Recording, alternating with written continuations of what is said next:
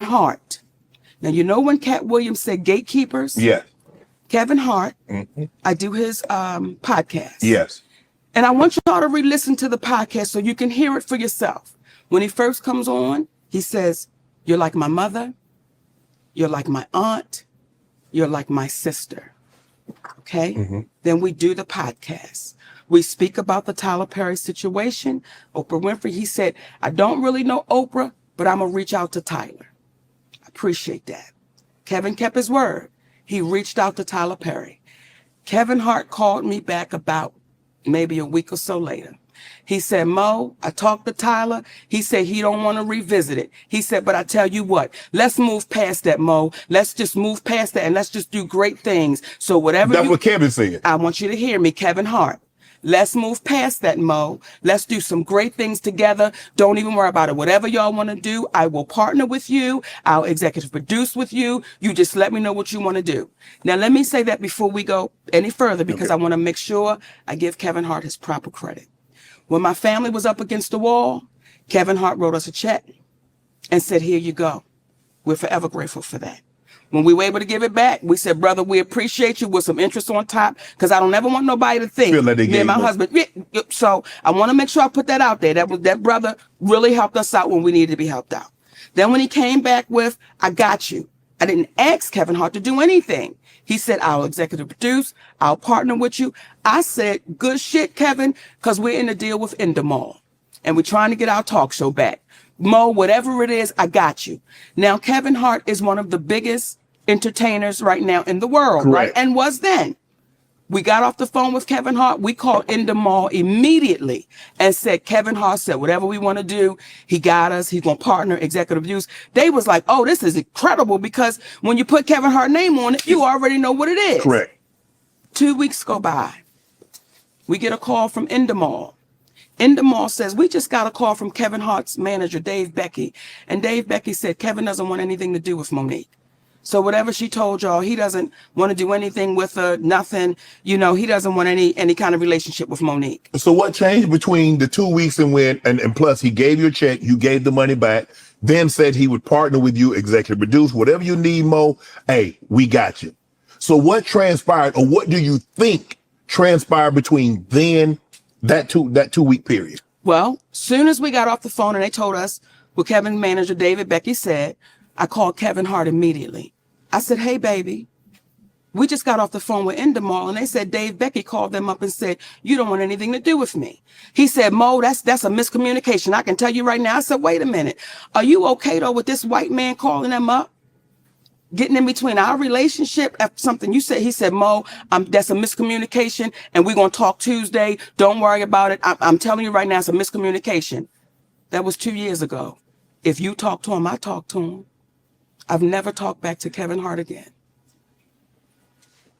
So that's what we're faced with.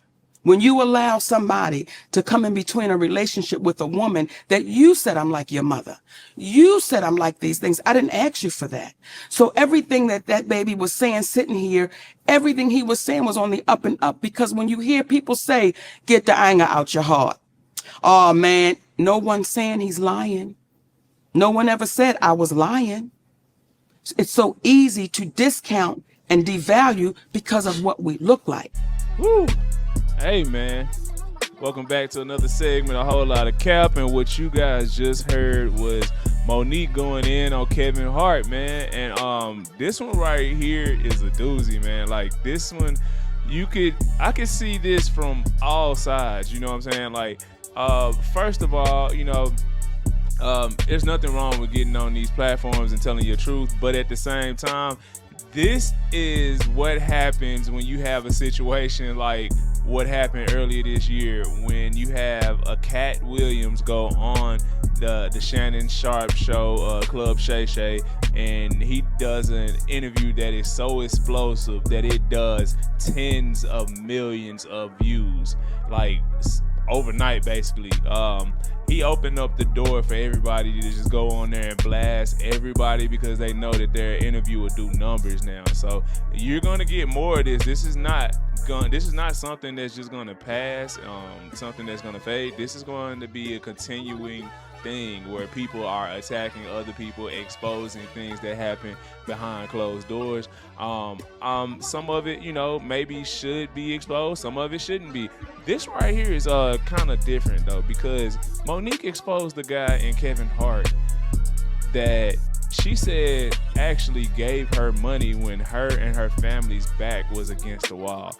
I feel like when somebody gives you money and to look out for you when they didn't have to, there should be a level of respect that you have for them where you don't actually go to the public and expose them over things that you could have addressed behind closed doors. Now, you haven't talked to him in a couple years, but let's be real, man. We know what happened with that situation. Kevin Hart made the initial call, like she said, made a call to Tyler Perry to get her back working after she was blackballed from the industry, because a lot of people say that her and her husband's practices, how they talk to people, their negotiation tactics, they're disrespectful. It's a whole bunch of stuff that's been going around. I've been hearing this in the industry for years.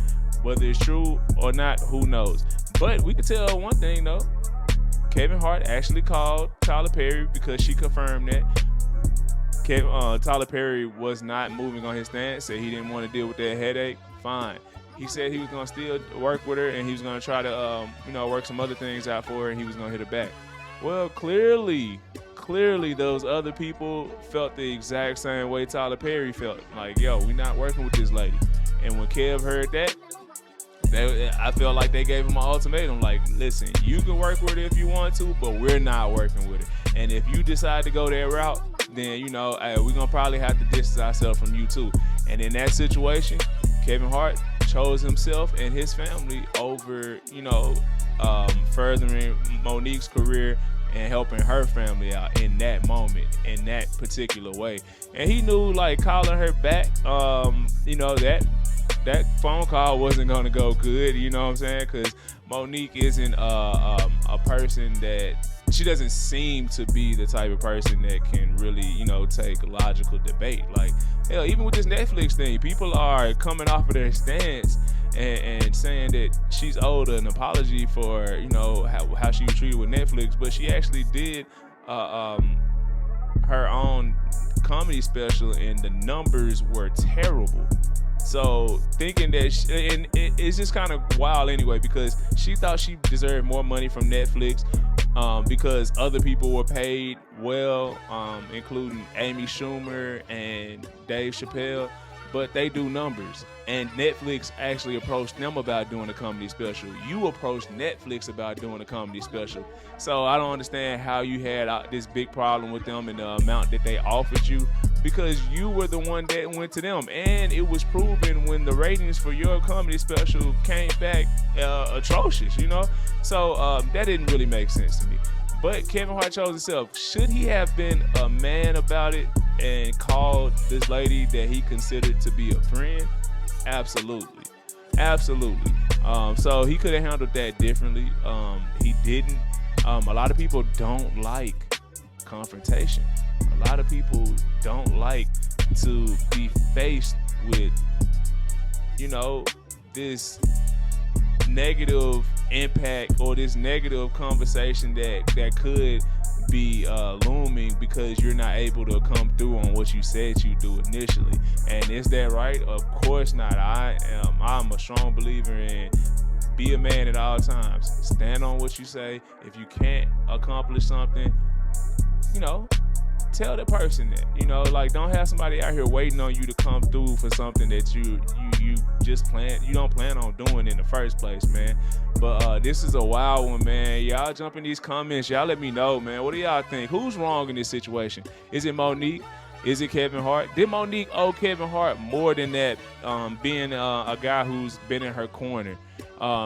Should she have went on air and blasted him like that? Should she have just reached out to him, waited till she ran into him knowing that he had her back in the past? Or was it, nah, you were disrespectful by not getting back to me, so I'm gonna blast you, you know what I'm saying? So y'all let me know what y'all think, man. This is your boy Ayo Eric with a whole lot of